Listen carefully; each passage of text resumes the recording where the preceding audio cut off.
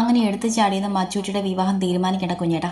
അവൾ വരട്ടെ, അവളോട് ചോദിച്ചിട്ട് കാര്യങ്ങളൊക്കെ നമുക്ക് തീരുമാനിക്കാം. ശ്രീകുട്ടിക്ക് എന്തോ ദർശന്റെ വീട്ടിലേക്ക് അച്ചൂട്ടി പോകുന്നത് ചിന്തിക്കാൻ പോലും ആകാതെ പറഞ്ഞു. ദർശൻ അച്ചൂട്ടിയോട് സംസാരിച്ചു. നിങ്ങൾക്ക് രണ്ടാൾക്ക് സമ്മതമാണെങ്കിൽ അവൾക്കും പ്രശ്നമില്ലെന്നാണ് പറഞ്ഞത്. മാമൻ പറഞ്ഞത് കേട്ടില്ലേ? ശ്രീയുടെ മടിയിൽ കിടക്കുന്നവളെ ഉള്ളംകാലിൽ വിരൽ ഓടിച്ചുകൊണ്ട് വിജൻ ശ്രീയോട് പറഞ്ഞു. ഒന്ന് ഞെട്ടിപ്പടഞ്ഞ് അമ്മൂട്ടി കാല് വലിച്ചെടുത്തിട്ട് അവനെ കൂർപ്പിച്ച് നോക്കിയതും വിജൻ ചുണ്ടു കൂർപ്പിച്ചുകൊണ്ട് ഉമ്മ വയ്ക്കും പോലെ കാണിച്ചു. പെണ്ണാകട്ടെ എല്ലാരെയും ഒന്ന് നോക്കിയിട്ട് ആരും ഒന്നും ശ്രദ്ധിക്കുന്നില്ലെന്ന് കാണി ശ്രീകുട്ടിയുടെ വയലിലേക്ക് മുഖം പൂഴ്ത്തി വെച്ച് കിടന്നു കളഞ്ഞു. എന്റെ വിച്ച, നീ കരുതുന്ന പോലെ ഒന്നുമല്ല കാര്യങ്ങൾ. ആ സരിത ടീച്ചർ ആള് നിങ്ങൾ കരുതുന്നത് പോലെ ഒന്നുമല്ല. അതൊക്കെ അച്ചൂട്ടിക്ക് അറിയാം. അവൾക്ക് ആ വീട്ടിൽ തന്നെ മരുമകളായിട്ട് പോകണോ? അവൾക്ക് അതിന് പൂർണ്ണ സമ്മതമാണോ എന്ന് ചോദിച്ചിട്ട് മതി ഈ ആലോചന മുന്നോട്ട് കൊണ്ടുപോകുന്നത്. അല്ലാതെ ദർശൻ പറഞ്ഞു കേട്ട് എടുത്തു ചാടണ്ട. അമ്മൂട്ടിയുടെ മുടിയിൽ തഴുകിക്കൊണ്ട് ശ്രീകുട്ടി പറഞ്ഞു. സരിത ടീച്ചറെയോ അവിടെ മകളെയോ നമ്മൾ നോക്കണം മാമി. ദർശൻ നല്ലവനാണ്, സ്നേഹമുള്ളവനുമാണ്. അതുപോലെ രണ്ടാളും ഒരേ മേഖലയിൽ ജോലി ചെയ്യാം.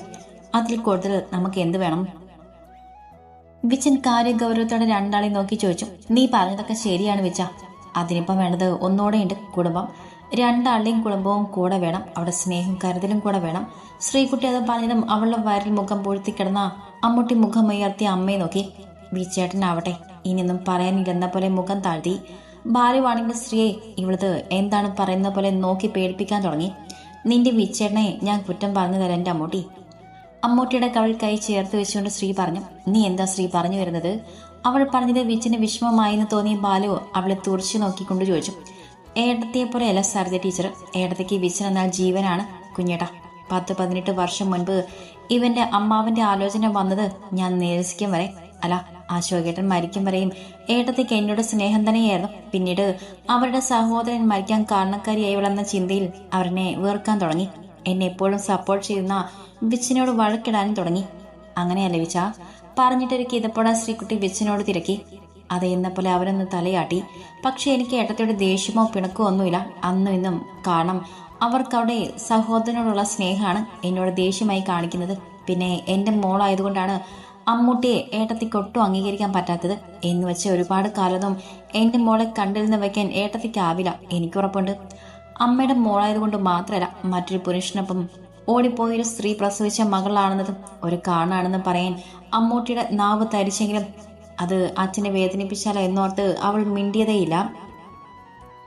എങ്കിലും കല്യാണത്തിന് ഏട്ടനെ പേടിപ്പിച്ചിട്ടാണെങ്കിലും അവർ പങ്കെടുത്തു. ഒരു രാത്രിയായാലും അവർ താമസിപ്പിക്കുന്ന സമയം ഒരു നോക്കുകൊണ്ട് പോലും എൻ്റെ കുഞ്ഞിനെ നോവിക്കാൻ ശ്രമിച്ചില്ല. എന്നാൽ ഇതുപോലൊന്നുമല്ല സരിത ടീച്ചർ. വിദ്യാഭ്യാസം ഉണ്ടെന്നേ ഉള്ളൂ, വിവരമോ വിവേകമോ ഇല്ലാത്ത സ്ത്രീയാണ്. ഞാൻ മനസ്സിലാക്കിയിടത്തോളം സരിത ടീച്ചർക്ക് ദേവി കഴിഞ്ഞേ ദർശനമുള്ളൂ. ദേവിക്ക് വേണ്ടി അവർ എന്ത് ചെയ്യും? എത്ര വേണേലും ആടെ മുന്നിലും തരം താഴും. പണ്ട് അവിടെ ദേവിമോള് ക്ലാസ്സിൽ 1ാം സ്ഥാനത്ത് വരാൻ എൻ്റെ അമ്മൂട്ടിയുടെ ബയോളജി എക്സാം ഷീറ്റിൽ നിന്ന് ഒരു പേജ് അടർത്തി മാറ്റിയ മഹതിയാണ് സരിത ടീച്ചർ. അതൊന്നും കുഞ്ഞേട്ടൻ മറന്നിട്ടില്ലല്ലോ അല്ലേ? അതുപോലെ കുറച്ച് ദിവസം മുൻപ് ദേവിക്ക് വിച്ചനെ കെട്ടാൻ വേണ്ടി ഏടത്തെ കൂട്ടുപിടിച്ച് ഇവിടെ വന്നത്, ഏടത്തെ പറയുന്നത് കേൾക്കാൻ അമ്മയും മകളും കൂടെ വന്നത് നിങ്ങൾ രണ്ടാളും മറന്നിട്ടില്ലല്ലോ. അത്രയും മോശ സ്വഭാവമുള്ള ഒരാളെ സഹിക്കാനോ അവരോട് അഡ്ജസ്റ്റ് ചെയ്ത് ഒത്തുപോകാനോ അച്ചുട്ടിക്കാവില്ല. അവൾക്ക് ഇഷ്ടമില്ലാത്ത ഒരു കാര്യം കണ്ടാലോ കേട്ടാലോ അവളത് എവിടെയായാലും മാടമോത്ത് നോക്കി ആ നിമിഷം ചോദിച്ചിരിക്കും. പിന്നത്തേക്ക് മാറ്റി വയ്ക്കാറില്ല. എന്നാൽ അമ്മൂട്ടി അങ്ങനെയല്ല. പഠിപ്പും ജോലിയും ആരോടും എന്തും മോത്ത് നോക്കി പറയാനുള്ള ധൈര്യവും ഒക്കെ ഉണ്ടെങ്കിലും തന്നെ സ്നേഹിക്കുന്നവർക്ക് വേണ്ടി എന്ത് സഹിക്കും. അത് മനസ്സിലാക്കിയത് കൊണ്ടാണ് വിച്ചൻ അവന്റെ അമ്മയ്ക്കൊപ്പം താമസിക്കാതെ വേറെ വീട് വാങ്ങിച്ച് അമ്മൂട്ടി അങ്ങോട്ട് കൊണ്ടുപോയത്. അല്ലേ വിച്ച? അങ്ങനെയല്ലേ? അമ്മൂട്ടിയുടെ തലയിൽ തലോടിക്കൊണ്ട് തന്നെ ശ്രീ വിച്ചനോട് തിരക്കി. അതെ, അത് തന്നെയാണ് കാര്യം. അമ്മ എന്തെങ്കിലും പറഞ്ഞ് നോവിച്ചാലും എനിക്ക് വിഷമമാകോ, ഇവിടെ നിങ്ങൾക്ക് സങ്കടമായാലോ എന്നൊക്കെ ഓർത്ത് ഇവൾ ആരോടൊന്നും പറയില്ല. ആരോടൊന്നും പറയാതെ സഹിച്ചു കഴിയും. അതെനിക്കിഷ്ടമല്ല. ഇവളൊന്ന് സന്തോഷമായിട്ടിരിക്കണം. അമ്മൂട്ടിയുടെ ഇടത് കാൽപാദം വലത് കൈ കൊണ്ട് മെല്ലെ പൊതിഞ്ഞു പിടിച്ചു വിച്ചൻ പറഞ്ഞു. അതുകൊണ്ടാണ് ഞാൻ പറയുന്നത്. ആ ചുട്ടിക്ക് ദർശനം മതിയെന്ന് പറയുവാണ്. അവൾക്ക് നിർബന്ധമാണെങ്കിൽ മാത്രം നമുക്കത് ആലോചിക്കാൻ കുഞ്ഞേട്ടാ.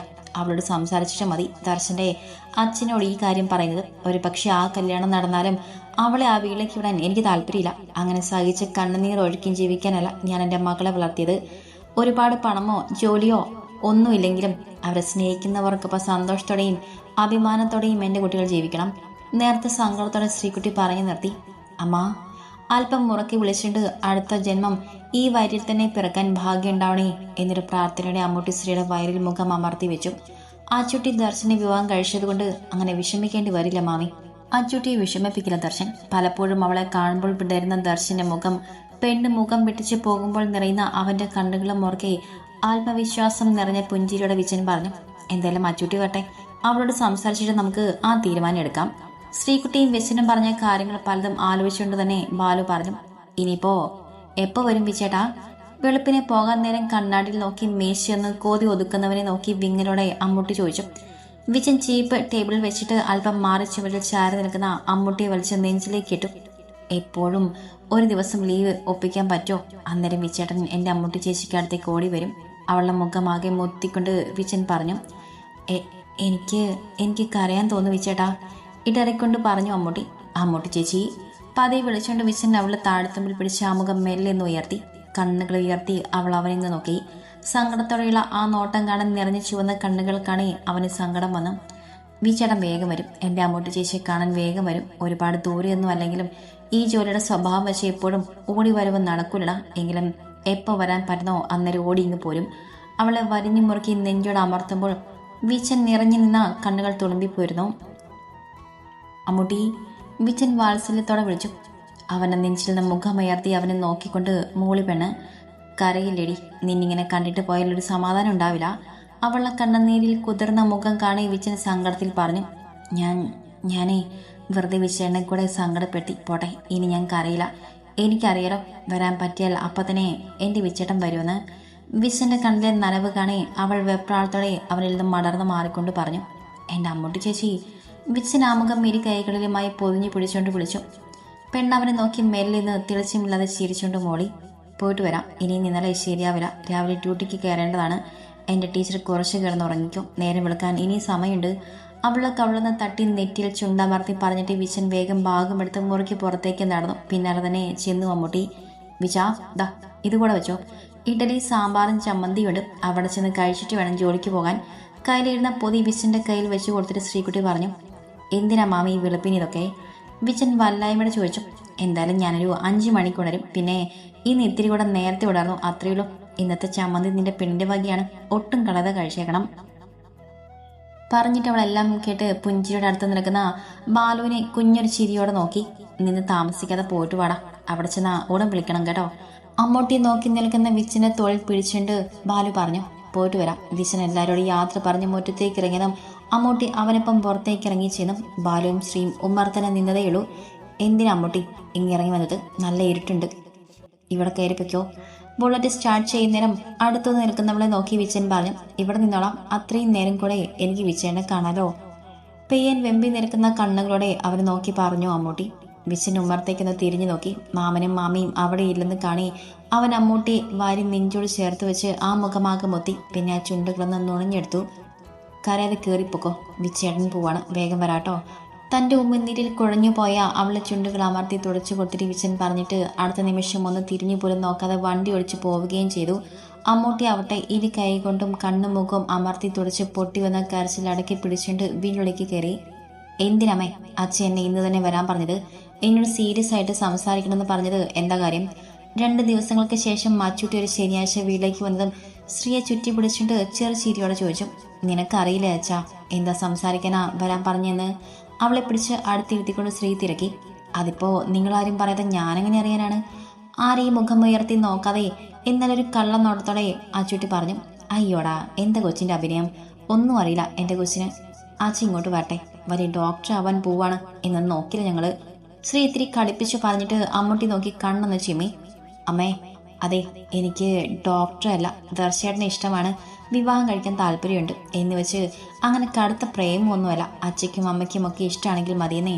കുഞ്ഞി പിള്ളേരെ പോലെ കണ്ണൊക്കെ ചുരുക്കി പാവം പോലെ ശ്രീയുടെ ചുമലിൽ ചാഞ്ഞിരുന്നുകൊണ്ട് അച്ചുട്ടി പറഞ്ഞു. അവളെ ഭാവം കാണേ അതുവരെ പെണ്ണിന്റെ കാട്ടിക്കൊട്ടൽ കണ്ട് ചിരി അടക്കി പിടിച്ചിരുന്ന അമ്മൂട്ടി പൊട്ടിച്ചിരിച്ചു പോയി. രണ്ടാളും കൂടെ എന്നെ കളിയാക്കിയതാണല്ലേ? ചോദിക്കുമ്പോൾ അച്ചുട്ടിയുടെ മുഖം ആ പഴയ 8 വയസ്സുകാരെ ഓർമ്മിപ്പിച്ചു. ശ്രീക്കും അവളോട് വല്ലാത്തൊരു ഇഷ്ടം തോന്നി. കളിയാക്കിയതൊന്നുമല്ല, ദർശനോട് ഞങ്ങൾക്ക് ആർക്കും ഇഷ്ടക്കേടൊന്നുമില്ല, നല്ല അഭിപ്രായമാണ് താനും. പക്ഷെ സരിത ടീച്ചറും ദേവിയും അവരെ സഹിക്കാൻ നിനക്കാകുമോ? അച്ചൂട്ടിയും ചേർത്ത് പിടിച്ചുകൊണ്ട് ശ്രീ ചോദിക്കേ അവളുടെ മറുപടി അറിയാൻ അമ്മൂട്ടിയെ പോലെ തന്നെ ആകാംക്ഷയുടെ വാതിൽക്കൽ ബാലു ഉണ്ടായിരുന്നു. അച്ചുട്ടി മറുപടി അറിയാൻ എന്ന പോലെ ബാലുവും ശ്രീയും അമ്മൂട്ടിയും മാത്രമല്ല രാഗിണിയും വിലാസിനിയും വരെ കാതോർത്തിരുന്നു. അതിനിപ്പോൾ സരിത ടീച്ചറെ വീട്ടിലേക്ക് ആര് പോകുന്നു? പോകുന്നെങ്കിൽ പോരെ അവരെ സഹിക്കുന്നത്. അവിടെ ദർശൻ ഡോക്ടർക്ക് പോലും സ്ഥാനമില്ല. പിന്നെയാണ് ഈ പാവ അച്ചുട്ടിക്ക്. പെണ്ണ് എന്തൊക്കെയോ ഭാവാഭിനയങ്ങൾ അങ്ങ് കാഴ്ചവെച്ചുകൊണ്ട് പറഞ്ഞു. നീ എന്തൊക്കെയാണ് അച്ചുട്ടി പറയുന്നത്? ദർശനം എന്തു പറ്റി? അവന് അവിടെ സ്ഥാനമില്ലാതെ പിന്നെ? അതുവരെ മാറുന്ന ബാലു അവൾക്ക് അടുത്തേക്ക് വന്നിരുന്നിട്ട് ചോദിച്ചു. ഞാൻ പറഞ്ഞു സത്യമാണ് ചേ. ആ ദേവിക്ക് നമ്മുടെ ജില്ലാ കളക്ടറെ കയറ്റണം. അതായത് നമ്മുടെ വിജു ചേട്ടനെ അവൾക്ക് കിട്ടിയില്ലല്ലോ. അപ്പോൾ സരിത ടീച്ചർക്ക് വാശി വിജു ചേട്ടനേക്കാൾ കേമനായി ഒരുവനാവണം അവർക്ക് മരുമകനായി വരേണ്ടതെന്ന്. അങ്ങനെയാണ് പാവം കളക്ടർക്ക് നറുക്ക് വേണത്. പറഞ്ഞിട്ട് അച്ചുട്ടി തനിക്ക് മുന്നിൽ ആകാംക്ഷയോടെ ഇരിക്കുന്നവരെ നോക്കി. നീ ബാക്കി പറയുന്നുണ്ടോ പെണ്ണേ? അവളെ നോട്ടം കാണി വിലാസിനെ അച്ചുട്ടിയുടെ കയ്യിൽ നിന്ന് തട്ടിക്കൊണ്ട് പറഞ്ഞു. എന്നിട്ടിപ്പോൾ എന്താ? ആലോചന മുറുകി. അവിടെ സ്കൂളിൽ ഏതോ ടീച്ചറെ ഹസ്ബൻഡ് കളക്ടറേറ്റിൽ വർക്ക് ചെയ്യുന്നുണ്ട്. അയാളോട് പറഞ്ഞ് ആലോചന മുന്നോട്ട് വെച്ചു. ഭാരിച്ച സ്വർണവും ലക്ഷക്കണക്കിന് രൂപയും വീടും കാറും ഒക്കെ കൊടുക്കുന്ന അറിഞ്ഞതോടെ അവർക്ക് സമ്മതം. പക്ഷേ ഒന്നുകൂടി അവർ ഇങ്ങോട്ട് ചോദിച്ചു. ഡോക്ടർ ദർശനെ? അച്ചുട്ടി ശ്വാസം വന്ന് ആഞ്ഞു വലിച്ചു വിട്ടുകൊണ്ട് പറഞ്ഞു. ദർശനയോ? അതെന്തിന്? ശ്രീകുട്ടി തിരക്കി. എൻ്റെ അമ്മ, അവർക്കൊരു മാറ്റ കല്യാണമാണ് വേണ്ടതെന്ന്. ആദ്യം അവർ അങ്ങനെയൊന്നും പറഞ്ഞില്ല. ഈ കളക്ടർക്ക് ഒരു സഹോദരി ഉണ്ട് പോലും. ബാങ്ക് ഉദ്യോഗസ്ഥയാണ് ആള്. ആ പുള്ളിക്കാരിക്ക് വേണ്ടി നമ്മുടെ ഡോക്ടർ ചോദിച്ചെന്ന്. ഇവിടെ ടീച്ചർക്കും കെട്ടിയവനും മോൾക്ക് 100 വട്ടം സമ്മതമാണ്. പക്ഷേ ഡോക്ടർ എതിർത്തു. അതോടെ ടീച്ചർ ആളോട് ഇറങ്ങിപ്പോകാൻ പറഞ്ഞു. ഡോക്ടർ അവിടെ നിന്ന് ഇറങ്ങിയപ്പോൾ ഫ്രണ്ടിൻ്റെ കൂടെയാണ് താമസം. അതുകൊണ്ട് തന്നെ ഞങ്ങളുടെ വിവാഹം കഴിഞ്ഞാൽ എനിക്ക് ആ വീട്ടിലേക്ക് പോകേണ്ടി വരില്ല. പിന്നെ ഒരു കാര്യം കൂടെ ഉണ്ട്. ഈ കളക്ടറുടെ ആലോചന അവർക്ക് ഇത്രയും താല്പര്യമുണ്ടാവാൻ മറ്റൊരു കാരണം കൂടെയുണ്ട്. ഈ കളക്ടറുടെ തറവാടെന്ന് പറയുന്നത് നമ്മുടെ ടീച്ചറൊക്കെ നാട്ടിലാണ്. പേരുകെട്ട തറവാടാണ്. പണ്ട് ഇവരുടെ കാരണവന്മാർ ആ തറവാട്ടിലെ കാര്യസ്ഥന്മാരോ മറ്റോ ആയിരുന്നെന്ന്. അങ്ങനെയുള്ളൊരു തറവാട്ടിലേക്ക് മകൾ ചെന്ന് കയറുന്നത് അഭിമാനമാണെന്നാണ് സരിത ടീച്ചറുടെ വാദം എന്നാണ് ഡോക്ടർ പറഞ്ഞത്. പറഞ്ഞ് അവസാനിപ്പിച്ചിട്ട് അച്ചുട്ടി എല്ലാവരെയും മാറി മാറി നോക്കി. കുഞ്ഞെണ്ണ എന്താ ഒന്നും മിണ്ടാത്തത്? ഈ ആലോചന മുന്നോട്ട് കൊണ്ടുപോകുന്നുണ്ടോ? അച്ചുട്ടി ഇത്രയും പറഞ്ഞിട്ടും ഒന്നും മിണ്ടാതെ ആലോചനയോടെ ഇരിക്കുന്ന ബാലുവിനോട് ശ്രീ തിരക്കി. എന്താ പറയേണ്ടത്? ഇത്രയും അടുത്തായിരുന്നിട്ട് പോലും നമ്മളാരും ഒന്നും അറിഞ്ഞില്ലല്ലോ ശ്രീ. ദർശന്റെ കാര്യങ്ങൾ അറിഞ്ഞപ്പോൾ വിഷമത്തോടെ ബാലു പറഞ്ഞു. ഞാൻ കഴിഞ്ഞ ദിവസം എന്താ കുഞ്ഞേട്ടനോട് പറഞ്ഞത്?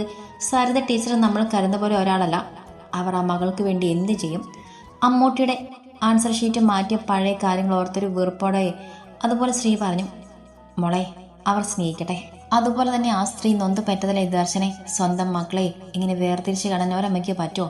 വല്ലത്തൊരു രോക്ഷത്തോടെ ബാലു ചോദിച്ചു. വേർതിരിവ് കാണിക്കുന്നവരൊക്കെ ഉണ്ട് ബാലു. ഇവിടൊക്കെ ഞങ്ങൾ അങ്ങനെ കണ്ടിട്ടുണ്ട്. എന്തായാലും ആ മോന് നമ്മുടെ കുഞ്ഞിനെ വേണമെന്നാണെങ്കിൽ അച്ചുട്ടിക്ക് ഇഷ്ടമുള്ള സ്ഥിതിക്ക് നമുക്കത് നടത്താൻ ബാലു. ഇനിയും അതിൻ്റെ മനസ്സ് വേദനിപ്പിക്കേണ്ട. എല്ലാം കേട്ട് കഴിഞ്ഞപ്പോൾ വിലാസിനെ പറഞ്ഞു. എനിക്കും അങ്ങനെ തന്നെയാണ് മോനെ തോന്നുന്നത്. വിലാസിന് പറഞ്ഞു കേട്ടിട്ട് അടുത്ത അഭിപ്രായത്തിനായി തന്നെ നോക്കിയ ബാലുവിനോട് രാഗിണിയും പറഞ്ഞു. ശ്രീ എന്തു പറയുന്നു? ഏറ്റവും ഒടുവിൽ ബാലു അവളോട് ചോദിച്ചു. ഞാനെന്ത് പറയാൻ? ഞാൻ നേരത്തെ പറഞ്ഞല്ലോ, ദർശനോട് എനിക്ക് ഇഷ്ടക്കേടൊന്നുമില്ല. സരിത ടീച്ചറോട് തല്ലു പിടിക്കാൻ ഞാൻ അച്ചുട്ടി ആ വീടേക്ക് വിടില്ല. അത്രയേ ഉള്ളൂ. അത് സമ്മതമാണോ എന്ന് ദർശനോടൊന്ന് ചോദിക്കുക. അവന് സമ്മതമാണെങ്കിൽ എനിക്ക് സമ്മതം.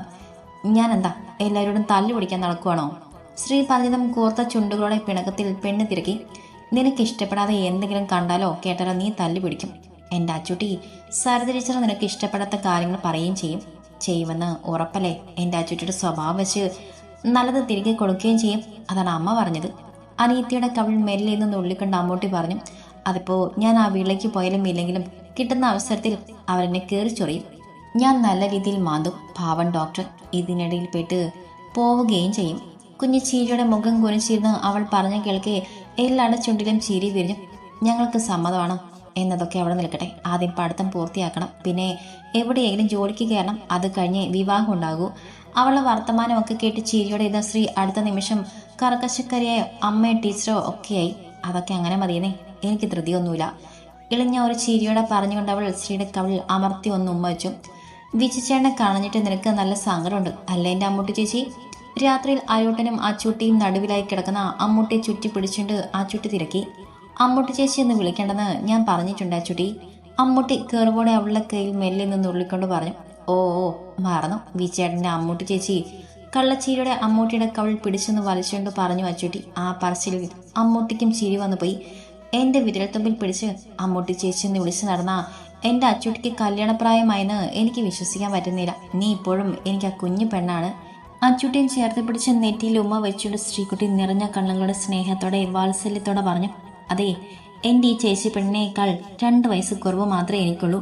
അച്ചൂട്ടി കുറുമ്പോടെ പറഞ്ഞിട്ട് ഒന്ന് ഇളകിക്കിടന്നു. എൻ്റെ അച്ചൂട്ടി ബഹളം വെക്കാതെ വേണേ, എൻ്റെ കൊച്ചു ഉറങ്ങിക്കോട്ടെ. ഒരു കൈ കൊണ്ട് തന്നെ ചുറ്റിപ്പിടിച്ച് കിടക്കുന്ന അരൂട്ടിനെ നോക്കിയിട്ട് അമ്മൂട്ടി പറഞ്ഞു. ഓ, ഞാനെങ്ങും ബഹളം ഉണ്ടാക്കുന്നില്ല. നിന്റെ പോലീസ് ഏമാൻ രാത്രി എങ്ങാനും വരുവോ ചേച്ചി പെണ്ണേ? എങ്കിൽ നേരത്തെ പറയണം. ഞാൻ എൻ്റെ ആരൂട്ടിനെയും കൂട്ടി ഞങ്ങളുടെ മുറിയിൽ പോയി കിടന്നോളാം. ആ ചുട്ടി കള്ളച്ചീരിയോടെ തിരക്കി. മിണ്ടാതെ കിടന്ന് ഉറങ്ങാൻ നോക്കച്ചൂട്ടി. എൻ്റെ പോലീസ് അവിടെ ജോലിയുണ്ട്. രാത്രി അങ്ങനെ ഓടിയൊന്നും ഇങ്ങ് പോരൊന്നും പറ്റില്ല. കഴിഞ്ഞൊരു രാത്രിയിൽ മഴയിൽ കുളിച്ച് പ്രതീക്ഷിക്കാതെ കയറി വന്നവനെ ഓർക്കെ ഹൃദയം പടഞ്ഞെങ്കിലും കണ്ണ് നിറഞ്ഞു പോയെങ്കിലും ചുണ്ടിൽ നേർത്തൊരു ചീരി ഒട്ടിച്ച് അമ്മൂട്ടി പറഞ്ഞു.